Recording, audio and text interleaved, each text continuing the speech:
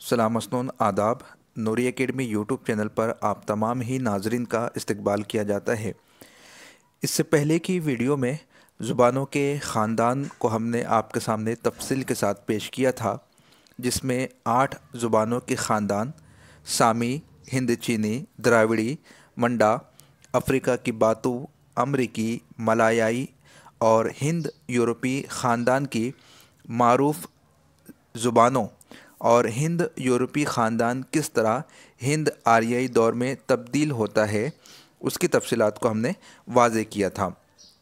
इसी के साथ हिंद आर्याई दौर की जो 3 अदवार है, यानी कदीम हिंद आर्याई दौर, वस्ती हिंद आर्याई दौर और जदीद हिंद आर्याई दौर का जो पहला दौर है, यानी कदीम हिंद आर्याई दौर, इसकी तफसीलात को हमने आपके सामने पेश किया था। आज की इस वीडियो में हम वस्ती हिंद आर्याई दौर की तफसीलात को आपके सामने पेश करेंगे। अगर आपको ये सीरीज़ पसंद आ रही है तो आपसे गुजारिश है कि चैनल को सब्सक्राइब कीजिए, बेल आइकॉन को क्लिक कीजिए और ख़ास तौर से वीडियो को लाइक ज़रूर कीजिए। तो आइए शुरू करते हैं वस्ती हिंद आर्याई दौर की तफसीलात। जैसा कि आप लोग जानते ही है, वस्ती हिंद आर्याई दौर का जो पीरियड है वो 500 कब्ल मसीह से 1000 सन ईस्वी तक का ज़माना है, जिसे माहिरीन ने इर्तिकाई खुसूसियात की बुनियाद पर 3 अलग अलग अदवार में तकसीम किया है। जो पहला दौर है 500 कब्ल मसीही से मसीही सन के शुरू होने तक का ज़माना है, यानी 500 कब्ल मसीह से लेकर ईस्वी सन की शुरुआत तक का ज़माना, ये वस्ती हिंद आर्याई दौर का पहला दौर है। इस दौर में पाली अवाम की मकबूल ज़बान रही है, जिसमें जैन मज़हब और बुद्ध मत की तालीमात मिलती है। दूसरा दौर मसीही सन की इब्तिदा से 500 सन ईस्वी तक शुमार किया जाता है, जबकि तीसरा दौर 500 सन ईस्वी से लेकर 1000 सन ईस्वी तक तस्लीम किया जाता है। ये अहद दरअसल प्राकृतों के आगाज़ व इर्तिका का अहद है। अब प्राकृत ज़ुबान क्या है, हमने इससे पहले के वीडियो में आपके साथ शेयर किया था कि रफ्ता रफ्ता जो संस्कृत ज़ुबान है वो कवायद नवेसों की पाबंद होकर अपने आप को महदूद और महसूर कर लेती है, तो उसके पहलू बा पहलू, साइड बा साइड प्राकृत यानी नेचुरल लैंग्वेजेस यानी फितरी ज़ुबानें वजूद में आना शुरू हो गई। तो तीसरा ये जो वस्त हिंद आर्याई ज़माना है, ये प्राकृत के आगाज़ व इर्तिका का अहद तस्लीम किया जाता है।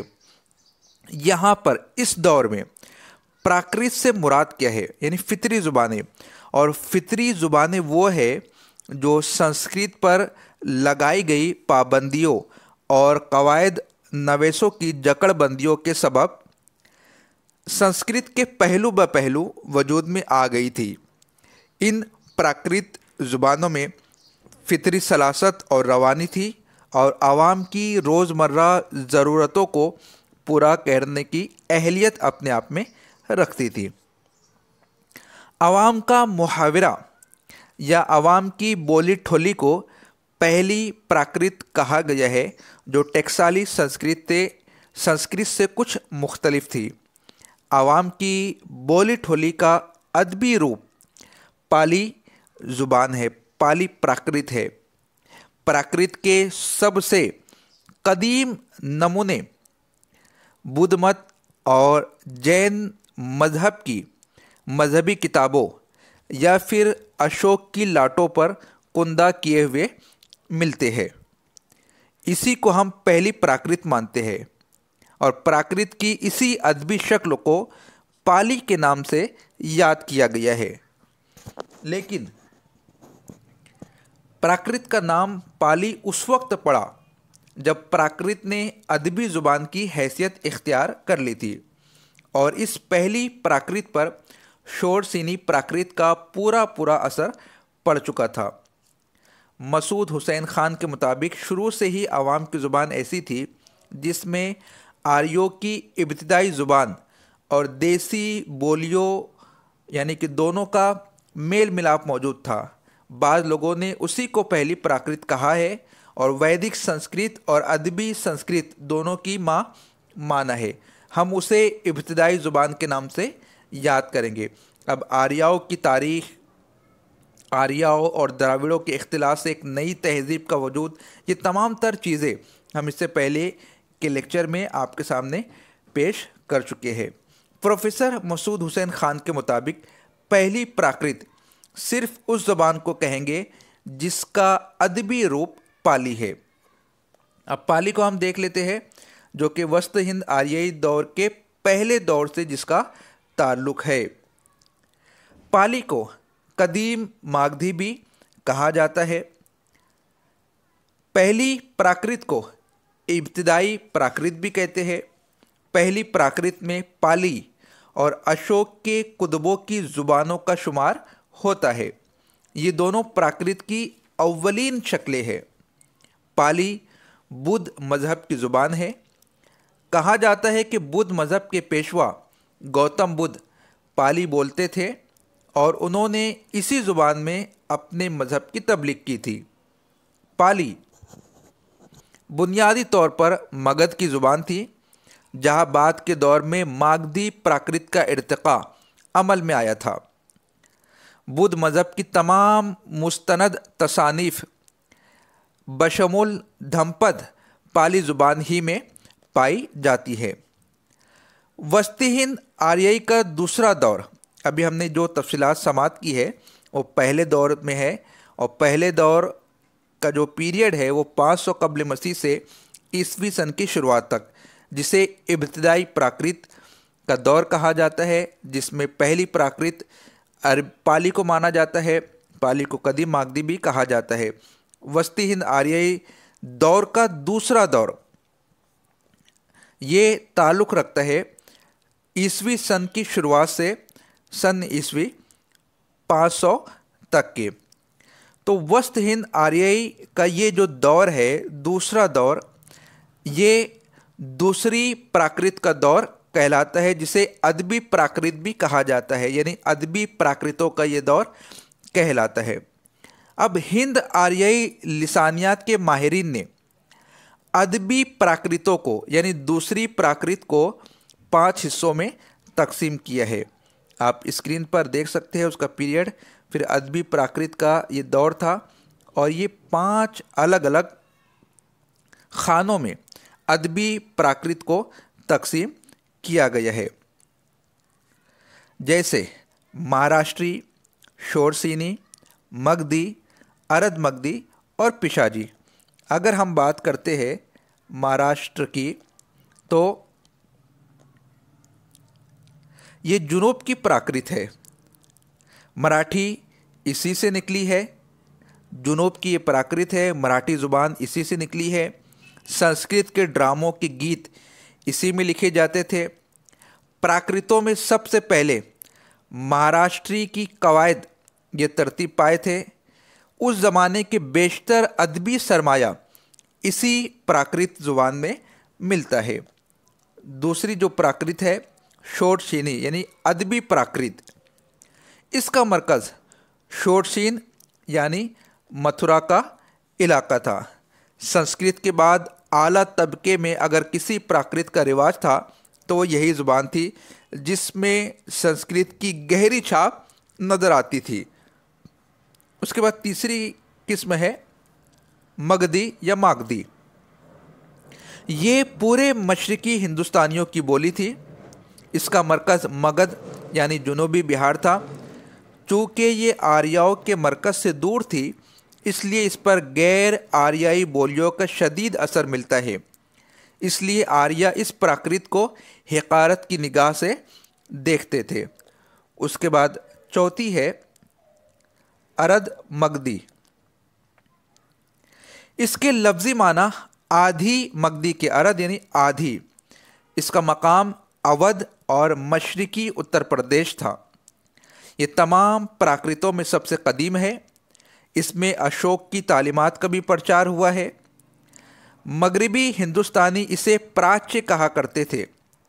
प्राच्य के तहत मगधी और अरद मगधी दोनों आ जाती है। गौतम बुद्ध और महावीर जैन ने इसी प्राकृत को अपनाया था। उसके बाद पांचवी किस्म है पिशाजी। ये कश्मीर और पंजाब के इलाके की प्राकृत थी। इसके बाद अगर हम देखें तो तीसरा दौर शुरू होता है वस्त हिंद आर्ययी दौर का तीसरा दौर, जिसका ज़माना 500 ईस्वी सन से लेकर 1000 सन ईस्वी तक है। इसे अपभ्रंश का दौर भी कहा जाता है।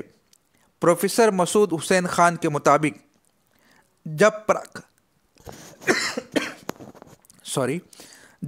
प्राकृतों ने अदबी शक्ल इख्तियार करना शुरू की तो आवाम की डगर से परे जा पड़ी और आवाम की ज़ुबान का धारा आगे बढ़ता रहा। इसी बोलचाल की ज़ुबान को उस अहद के कवायद नवीसों ने अपभ्रंश कहा है। देखिए, आप उसको समझने की कोशिश कीजिए। मैं आपको लेके चलता हूँ पहले खाके पर। यह हमारे सामने ज़ुबानों का ख़ानदान है। उसमें हम पढ़ रहे हैं हिंद यूरोपी ख़ानदान, जो आगे चलकर हिंद आर्ययी ख़ानदान बन जाता है। उसमें हमने देखा कदीम हिंद आर्य दौर, जिसमें हमने अलग अलग मंजिलों को देखा। जो ऊपर की मंजिलें हैं वो मजहबी किताबों पर मबनी है। ऋग्वेद, अथर्ववेद, यजुर्वेद, सामवेद, पाणिनि की अशिष्ट अध्याय, पातंजलि, फिर रज़मिया मंजिल आ जाती है। उसके बाद दुनियावी मंजिल में होता क्या है, संस्कृत ज़ुबान सरकारी ज़ुबान का दर्जा हासिल कर लेती है, लेकिन वो आवाम की बोलचाल से दूर हो जाती है। इसका नतीजा क्या हुआ कि इसके पहलू बा पहलू प्राकृत ज़ुबानें वजूद में आने लगी, जिसका ताल्लुक़ किससे है, वस्त हिंद आर्ययी दौर से है। अब वस्त हिंद आर्ययी दौर में भी इसका ताल्लुक़ किससे है, पहले दौर से है। पहले दौर के अंदर प्राकृत हमें नज़र आती है, जैसे कि पहली प्राकृत है पाली। दूसरे दौर के अंदर क्या होता है, प्राकृत अलग अलग मकामात पर पाई जाती है, जिसकी 5 तकसीमें हमने अभी मुलाहिज़ा की। इलाकाइयत की बुनियाद पर, और फिर उसको फ़रोग हासिल शुरू हुआ। उसके कवायद मुरतब होने लगे, उसके उसूल मुरतब होने लगे। उसकी वजह से क्या हुआ, इसके पहलू बा पहलू फिर एक और बोली जाने लगी, जिसे अपभ्रंश कहा गया।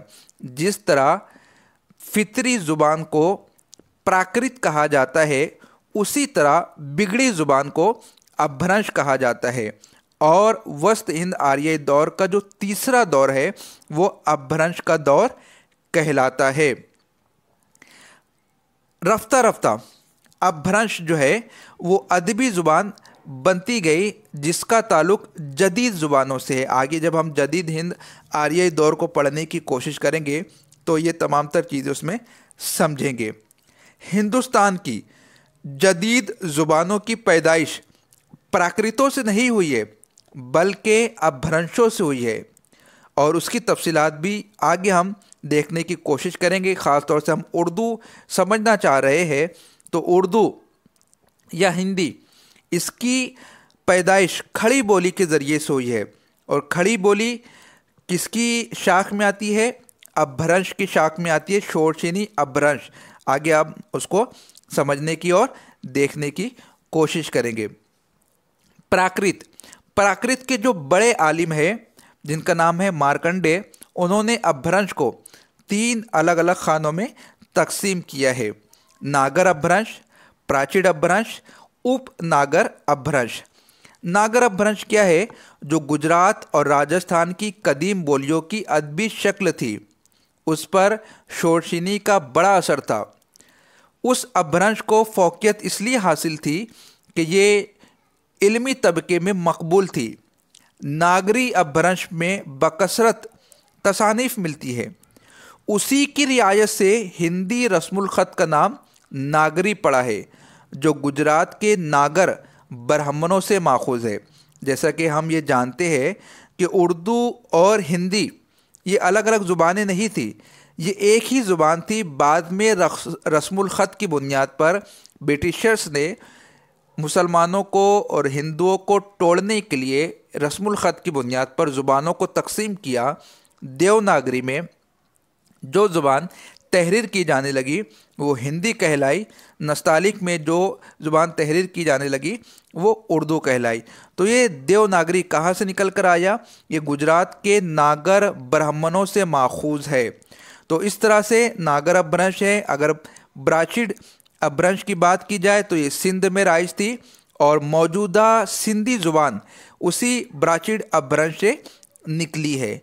उसी तरह तीसरी अपभ्रंश की किस्म है उप नागर अपभ्रंश, जो नागर और ब्राचिड के मेल से बनी है। उसका रिवाज मगरबी राजपूताना और जुनूबी पंजाब के इलाकों में था।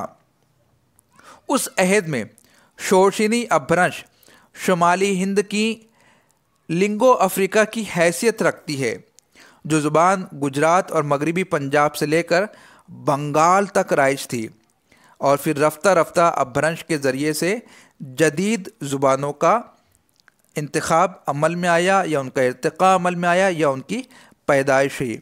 अपभ्रंशों में जो मुमताज़ अपभ्रंश है वो शोरशिनी है। अब शोरशिनी अपभ्रंश को 4 अलग अलग बोलियों में तकसीम किया गया है, जिसे आप स्क्रीन पर देख सकते हैं। उसमें क्या है?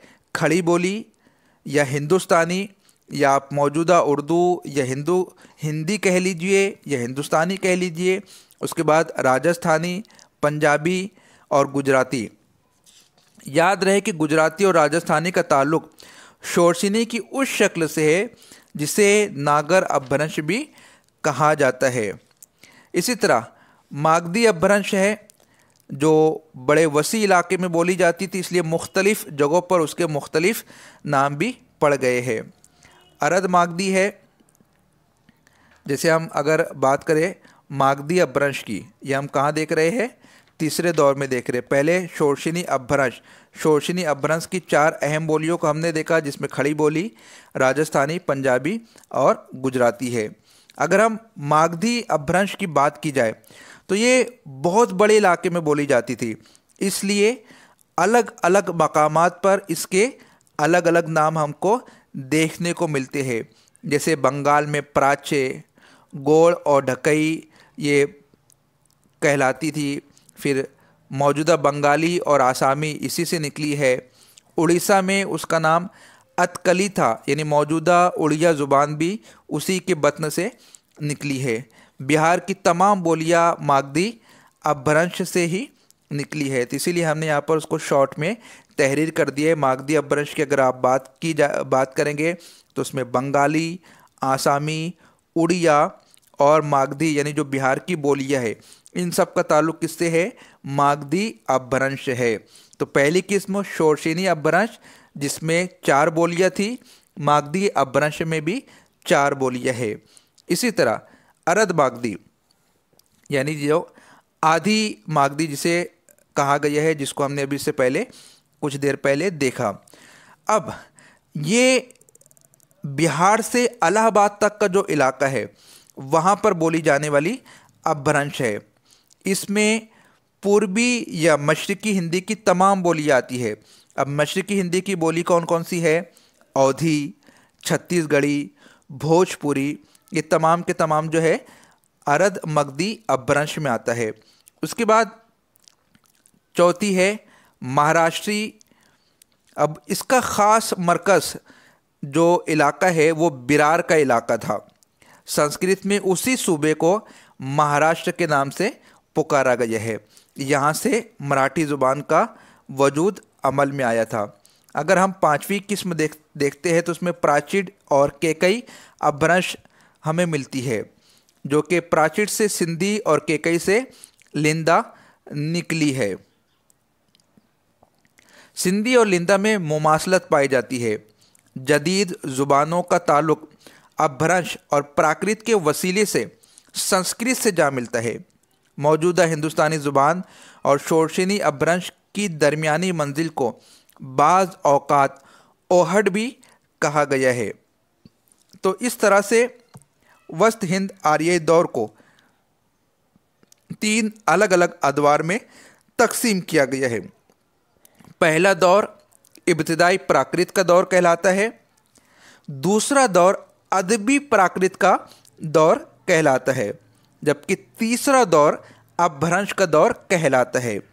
तीसरे दौर में जो कि अपभ्रंश का दौर है, उसमें 5 किस्म की अपभ्रंश पाई जाती है। शोरसेनी अपभ्रंश, मागधी अपभ्रंश, अरध मागधी, महाराष्ट्री और प्राचीड़। इसमें शोरसेनी में खड़ी बोली, राजस्थानी, पंजाबी और गुजराती 4 बोलियां अहम है। उसमें जो पहली बोली है खड़ी बोली, जिससे उर्दू और हिंदी की पैदाइश हुई है, उसको तफसील के साथ हमें आगे समझना है।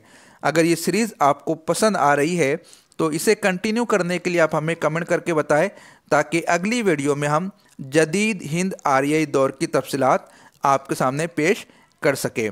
फिर वही गुजारिश, चैनल को सब्सक्राइब कीजिए, बेल आइकन को क्लिक कीजिए, वीडियो को लाइक और शेयर कीजिए। मिलते हैं अगली वीडियो में। खुदा हाफिज़।